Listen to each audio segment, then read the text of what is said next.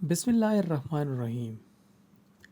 پہلا جملہ بیوی کا شوہر کے سامنے حلال رزق طلب کرنے والا جو جملہ ہے اللہ تعالیٰ کو بہت ہی زیادہ پسند ہے۔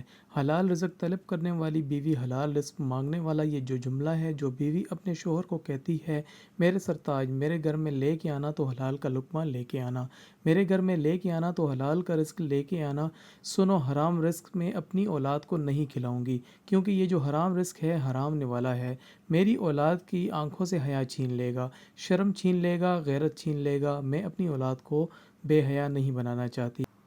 فرماتے ہیں دوسرا جملہ بیوی اپنے شوہر کے آگے کوئی ایسا جملہ بول دے جو جملہ شوہر کی پریشانیوں کو خوشیوں میں بدل دے۔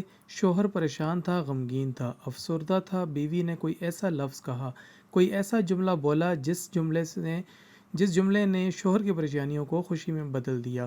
یہ جملہ بھی اللہ تعالیٰ کو بہت زیادہ پسند ہے۔ شوہر کی رضا اللہ کی رضا ہے، شوہر کی خوشی اللہ کی خوشی ہے۔ اگر رب کو خوش رکھنا چاہتی ہو تو اپنے شوہر کو خوش رکھنا۔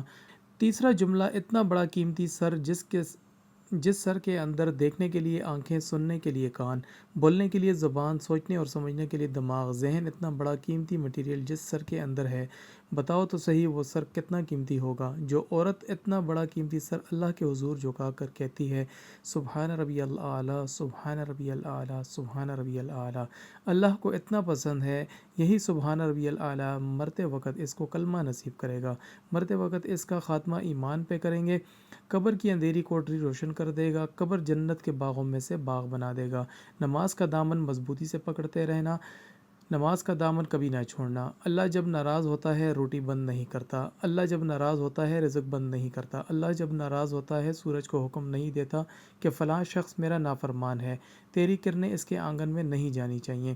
اللہ جب ناراض ہوتا ہے تو سجدوں کی توفیق چھین لیتا ہے۔ فرمایا چوتھا جملہ کہ جو عورت اپنے شوہر کی اجازت کے بغیر کسی مرد سے نہیں ملتی، غیر مرد سے بات نہیں کرتی، اپنے شوہر کو ساتھ لے کر چلنے والی عورت سیدھا جنت میں داخل ہوگی۔